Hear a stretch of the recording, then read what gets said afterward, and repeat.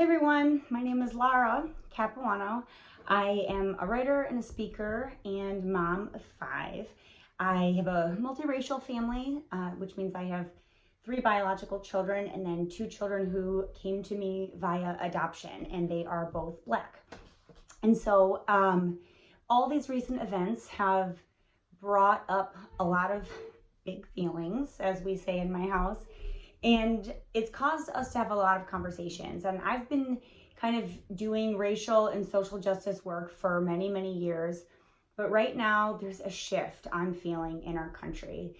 And as I am continue to be very outspoken about racial and social justice, and specifically racism and racist violence, I just have been having a lot of conversations. And as I continue to speak up, I'm getting a lot of questions from parents asking, what do we do with our kids? How do we talk to our kids about race? How do we talk to our kids about racism? When is too early? When is too late?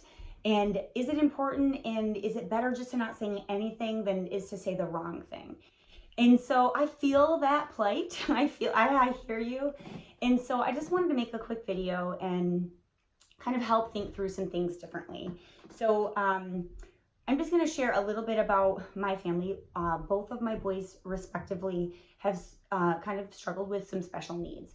My youngest son has hearing loss, permanent hearing loss. He has little hearing aids that he wears. He's super cute. He's got these little neon hearing aids, precious. But what that means for him is that he may not always hear things clearly, and he may not be responsive right away. And so when I'm thinking about him being a Black boy in America, and then the intersection of his race with hearing loss, how vulnerable he is if he's being corrected, or if he's being asked to do something or to stop something or to put his hands up or to lay down on the ground. He might not hear those kind of commands immediately. And the lag in his response, the delay in his response could cost him his life. And my other son has a type of behavioral disorder that causes him to really struggle with processing emotions. And he tends to mirror feelings and emotions, and he tends to interpret feelings incorrectly. So if somebody might be, let's say, frustrated, he may interpret that as anger, and he will mirror anger. If somebody seems sad or annoyed, he will interpret that as anger, and he will behave in an angry way. He kind of mirrors emotions.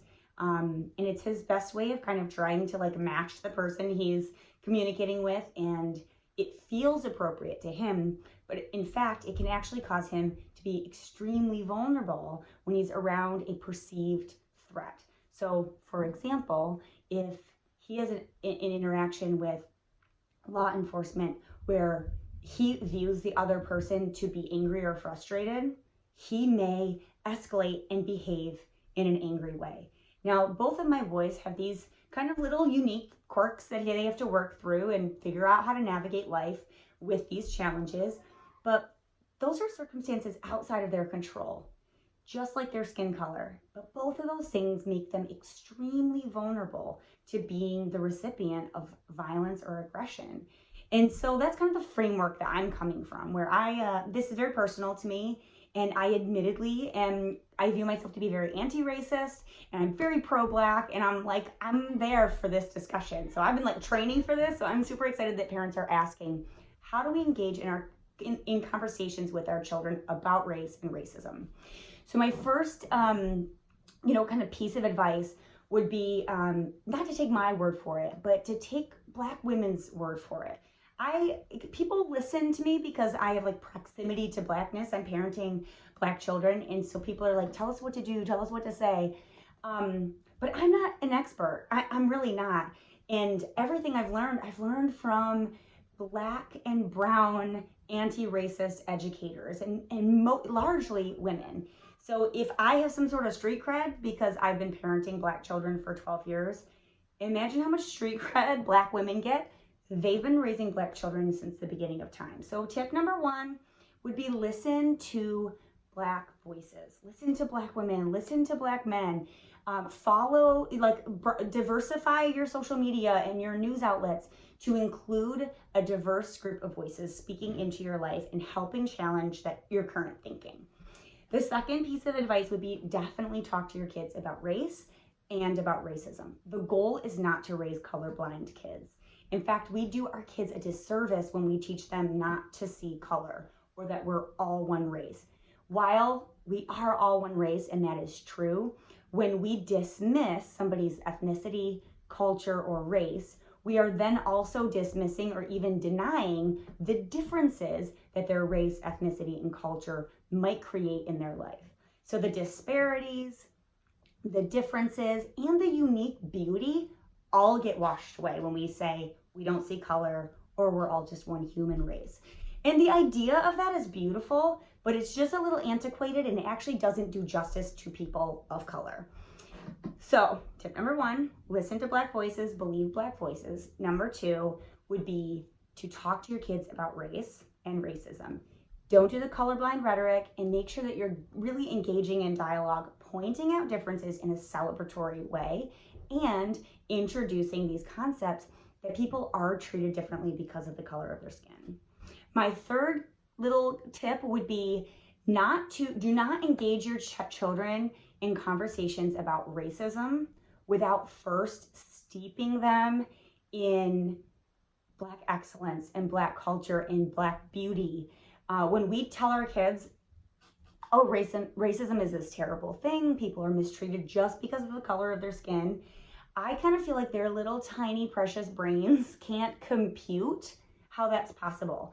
And so instead of just accepting that at face value, I think that kids try to make sense of it, and they kind of tend to sort of bridge that gap on their own by saying, well, it can't just be that, so there must be something else, there must be a difference. And so they're looking for differences, not to celebrate, but to justify how racism exists. When we teach them to celebrate those differences, then they start to see the injustice that racism actually is. So one example, I've been telling friends, like, celebrate with cuisine. Do a night where you're saying, we're going to learn tonight about Ethiopian cuisine, and we're going to listen to Ethiopian music, and we're going to eat Ethiopian food, and we're going to talk about how Ethiopia, some of their history and some of the contributions they've made to the world. When we talk about Black culture, we're celebrating the mathematicians, the scientists, the artists, yes, the athletes and the musicians and the rappers and all of that, but also celebrate like the non-stereotypical contributions that Black people have made to our society. Historically, we've had like incredible contributions in every kind of arena of life, to include literature and art and music and the inventions and all of these amazing contributions. And so when we celebrate those differences, then kids see racism as an injustice to be fought against, instead of something that needs to be rationalized because it's not really a full conceptual thing that they've been taught how to process. So those would be my 3 tips. And I know for some of you this might be like overwhelming because we're like, whoa, pro-Black and anti-racist. I don't even know where to start. But I would start with some basic children's books, whatever whatever developmental stage your child is at. You can start there with some age-appropriate books that celebrate diversity. Representation matters. So having kids of all colors represented in their books is really important. In their TV shows, in their little games and programs, and point out when you see racism. So if your kids are into video games and you see that a Black character is frequently being portrayed as the villain, point that out. Say, actually, you know what? I don't think this is really the best show for us, because I'm noticing that they kind of stereotype Black people to be villains, and that's not true in real life. And we know a lot of really amazing things about Black people because we've been studying Black history, which is not a 1-month long thing, it's an all year long thing. And so we know that this is actually really a racist kind of portrayal. So being able to have those kind of conversations is really important. And then I know that for me, I wanted to protect my precious babies and I wanted to avoid these hard conversations with them. But if we aren't intentional about teaching children about how to view people of color and other races and other cultures, if we aren't intentional about teaching that and shaping those views, the world will do it for us. And I think probably at this point can all agree that this world has a lot of yucky stuff in it. So for me, I know as hard as it was to say, all right, I'm going to go in, even when they're young, and explain some really hard concepts, it has been really helpful to have these conversations in a much more evolved way than having allowed our culture to shape their view and then me trying to scramble and undo it when they're older. So I hope those tips are helpful. I know it's not easy and it's not comfortable, but it is important. And there's this one quote that was really challenging to me and encouraging to me because I'm a white mom raising white kids and also raising Black kids. So it spoke to me on both sides. And it was a woman, her name is Derica something. Oh, I will tag her. I'll tag her quote at the end. But what I loved about what she said, there's this kind of inflated or inflammatory question asking Black women, what are you telling your Black sons to keep them alive, to keep them safe? Or this sensationalized question, she said, instead of asking white people, what are you going to tell your white children to stop them from killing mine? And I know that sounds harsh, but that's a conversation we should be having with our white children is, hey, you never ever say anything hurtful or hateful. Don't touch hair. Don't ask questions about hair or skin or culture that you can Google for yourself. Do some of that education, do some of that research, and kind of just talking through with kids what it looks like to be not just non-racist, which means you're not actively being racist, and not just even anti-racist, where you're fighting against racism, but also being pro-Black, being empowered to celebrate Black culture, not to be threatened or intimidated when you kind of get it wrong, but to say, okay, I'm listening, I'm learning, and I'm going to do better. And being open and teachable. So these are hard concepts and it's a lot to grapple with, but we're all somewhere in this process of either way over here in denial or way over here and ready to lay down our life for the cause. So it's fair to be somewhere in there.